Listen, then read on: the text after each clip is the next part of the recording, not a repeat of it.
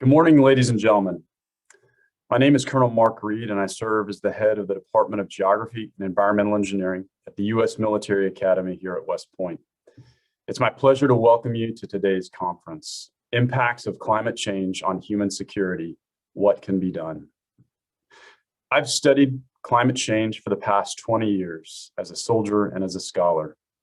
Likewise, for more than 2 decades, the security community has studied the security implications of a changing climate. This work in the security community continues. U.S. Secretary of Defense Lloyd Austin recently stated, "Today, no nation can find lasting security without addressing the climate crisis. We face all kinds of threats in our line of work, but few of them truly deserve to be called existential. The climate crisis does. Climate change is making the world more unsafe, and we need to act." Today's conference focuses on 4 main areas of this immense global challenge. First, we'll look at the scope of current and expected security threats around the world. Second, the conference will introduce some strategies to mitigate security threats. Third, the conference will highlight solutions that can mitigate climate change and be implemented on a global scale. And finally, the conference will introduce some initiatives for financing climate action on a global scale. The first session of the second day of the conference begins at noon Eastern Daylight Time tomorrow, and will focus on strategies to increase investment in climate action in Africa. Increasing investment in this area is critical to building stability and enhancing human security, so we welcome everyone to join that session. It is now my privilege to introduce the conference moderator, Dr. Sweta Chakraborty. Sweta is a behavioral scientist who holds a PhD in risk management from King's College London. She currently serves as the U.S. representative for We Don't Have Time, the world's largest climate action network. Thank you, Sweta.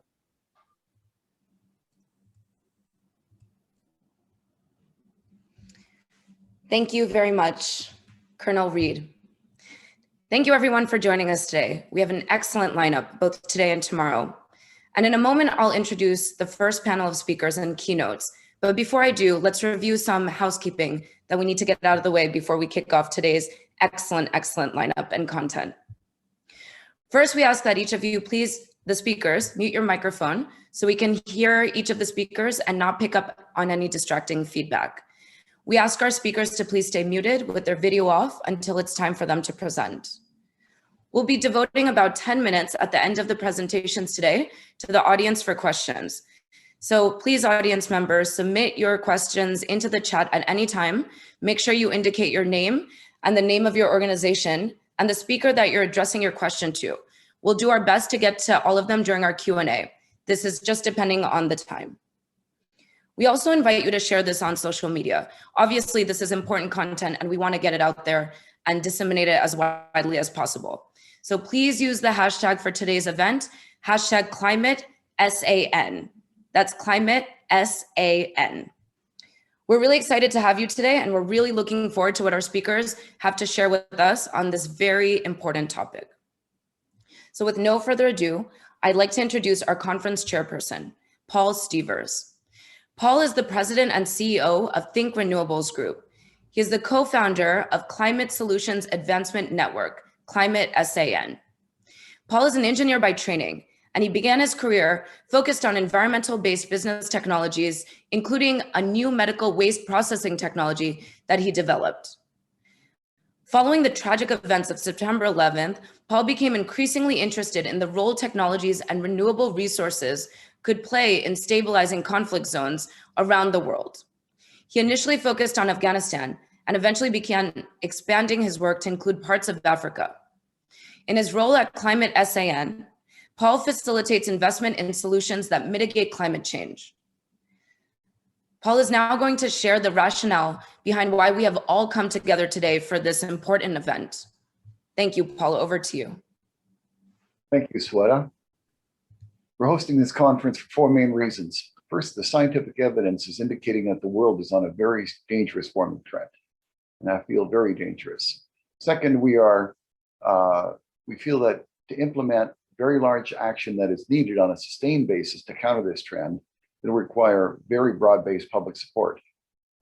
Fortunately, The military and intelligence experts can help build this broad-based support because they are uniquely positioned to speak out about the impacts of climate change on human security, which can reach an audience that is often not taking the dangers of climate change very seriously. Finally, we want to highlight how civil society can play an important role in helping to build this needed broad-based support. At this conference, we're not only going to be discussing climate insecurity, but we also outline solutions that can be implemented on a global scale and some very unprecedentedly large climate finance initiatives. You'll see that near the end of this. It's quite surprising just how big these initiatives have become. And now to quickly illustrate the scientific evidence and the dangerous warming trend we're on, I'm now going to show you a 2-minute animated video. And so I'm just going to share a video here for everyone. And I'll play. The world is getting warmer and at an increasing rate. A large reason for this is CO2 levels in the atmosphere. Since the beginning of the Industrial Revolution, they have risen at an unprecedented rate. Rising CO2 levels have been correlating closely with rising global temperatures since 1880. This graph shows rising CO2 levels on a shorter timescale as measured at the Mauna Loa Observatory in Hawaii. On an even shorter timescale, you can see average CO2 levels have continued to rise despite a global economic slowdown from the coronavirus pandemic, which is shown by the black line. The red line on this graph shows the seasonal variations. In 1990, the Intergovernmental Panel on Climate Change, or IPCC, published their first assessment report. They modeled a series of scenarios estimating the expected rise in CO2 levels. The business-as-usual case was deeply concerning. Fast forward to the panel's fifth report in 2014. In it, they referred to different scenarios called Representative Concentration Pathways, or RCPs. The worst-case scenario, RCP 8.5, leads to a particularly grim result. Unfortunately, between 2005 and 2020, cumulative CO2 emissions have tracked within 1% of RCP 8.5. Without substantial action to reduce CO2 and other greenhouse gas emissions, we can expect to experience the worst-case scenario. Under this worst-case scenario, warming outcomes have been estimated to be approximately 4.5 degrees Celsius. This will likely lead to catastrophic results including crashing ecosystems, rapidly rising sea levels, and the forced migration of billions of people. In other words, the current path we are on is a pathway to disaster. To change course, the world needs to mobilize for action on climate change on a sufficiently large scale. In order to build broad-based support for this, we must bridge the gap between believers and doubters on the impacts of climate change. Military and intelligence experts are uniquely positioned to speak out about these impacts on human security to build more support for large-scale action on this issue.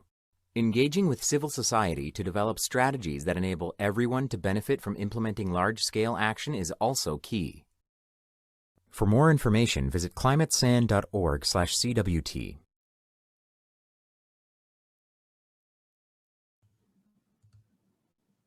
So, as you can see from this video, the warming trend we're on is very dangerous. To change course, very large-scale action is needed on a sustained basis, and I must indicate sustained. And the only way I see this occurring is with broad-based popular support. For example, here in Ontario, we had a lot of climate action happening, and then the government changed hands and all that stopped. So we need to have really sustained action and broad-based support in virtually all countries. And so that's really the main focus of why this conference is occurring today.